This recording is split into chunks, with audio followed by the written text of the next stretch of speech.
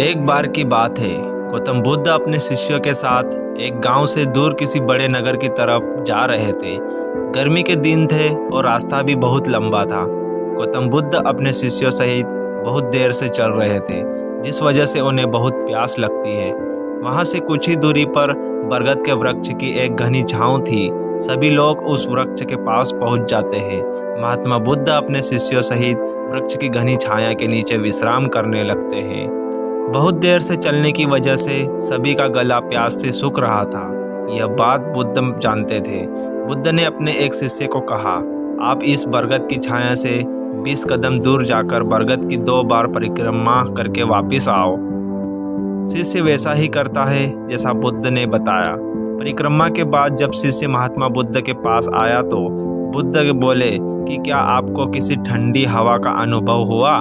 शिष्य बोला, हाँ महात्मा बुद्ध, उस उत्तर दिशा की तरफ से मुझे कुछ ठंडी हवा की अनुभव हुआ था।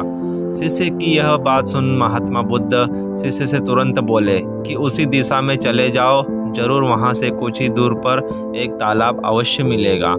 उस तालाब से सबके लिए पानी ले आओ। शिष्य उसी दिशा में जब कुछ दूर जाता है तो वहां सच में एक तालाब होता है। तालाब देख शिष्य बहुत प्रसन्न होता है और तालाब के निकट जाकर जैसे ही तालाब से पानी भरने वाला होता है तभी शिष्य की नज़र वहां दूर तालाब में कपड़े धो रही कुछ स्त्रियों पर जाती है। यह देख शिष्य मन में सोचते हैं कि यह पानी तो गंदा हो गया है, लेकिन जब शिष्य ध्यान से तालाब के पानी को देखते हैं कि अभी भी तालाब का कुछ पानी साफ है, इतने में 2 बैलगाड़ी जोर से तालाब के किनारे से होती हुई निकल जाती है। बैलगाड़ी के पहिए तालाब की मिट्टी के ऊपर इतनी जोर से निकलते हैं कि तालाब के नीचे बैठी बहुत सारी मिट्टी तालाब के ऊपर आ जाती है, जिस वजह से तालाब का बचा हुआ पानी भी गंदा हो जाता है। यह देख शिष्य बिना पानी लिए क्रोध में महात्मा बुद्ध के पास वापस चला जाता है। शिष्य बड़े ही निराशा भाव से महात्मा बुद्ध को सब बात बताता है। शिष्य की बातें सुन सभी शिष्य बोलते हैं कि हमें तुरंत यहाँ से निकलना चाहिए, किसी दूसरी जगह पानी की खोज करनी चाहिए, वरना प्यास के मारे जान निकल जाएगी। इधर महात्मा बुद्ध सभी को शांत होने के लिए कहते हैं और बोलते हैं कि धीरज रखो, कुछ देर यही बैठो, उचित समय आने तक संयम बनाए रखो। सभी महात्मा बुद्ध की बात सुनकर शांत हो जाते हैं और वहीं बैठ जाते हैं। कुछ समय बीत जाने के बाद महात्मा बुद्ध फिर से अपने शिष्य को उसी तालाब से पानी लाने के लिए कहते हैं। शिष्य बिना कोई सवाल किए उसी तालाब से पानी लेने के लिए फिर से चला जाता है। तालाब की हालत देख शिष्य को यकीन नहीं होता, तालाब का पानी पूरी तरह से साफ होता है। यह देख शिष्य बहुत खुश होता है और पानी भरकर महात्मा बुद्ध के पास जाता है। सभी पानी पीकर अपनी प्यास बुझाते हैं, लेकिन अभी भी सबके मन में यह एक सवाल था कि आखिर यह चमत्कार हुआ कैसे? तालाब का सब पानी तो गंदा था। उन्हें लगा कि जरूर यह बुद्ध की शक्ति है। इनमें एक शिष्य ने यह सवाल महात्मा बुद्ध से पूछ ही लिया कि यह चमत्कार आपने कैसे किया?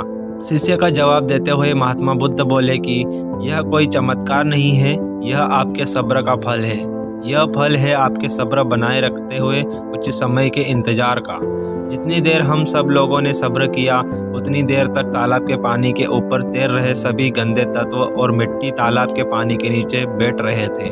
फिर कुछ देर बाद शिष्य जब वहां तालाब के पास पहुंचा, तब तक सब दूसरे नीचे बैठ चुके थे, जिस वजह से तालाब का पानी पहले की तरह साफ हो चुका था तथा तालाब साफ दिखाई दे रहा था।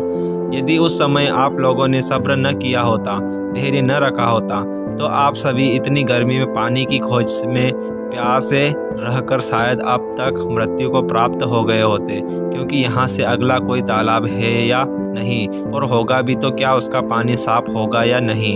इन सब कारणों से आप कभी प्यास न बुझा पाते और प्यास से मर जाते।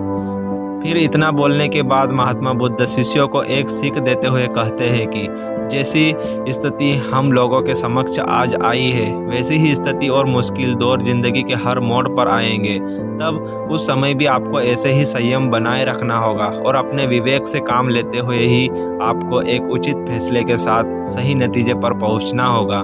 हर मुश्किल दौर में सब्र रखते हुए ऐसे ही शांत मन से कोई फैसला लेना चाहिए जिसका आपके और दूसरों के लिए अच्छा हो, क्योंकि ऐसी स्थिति में लोग अक्सर गुस्से में आकर अपना सब्र खो देते हैं।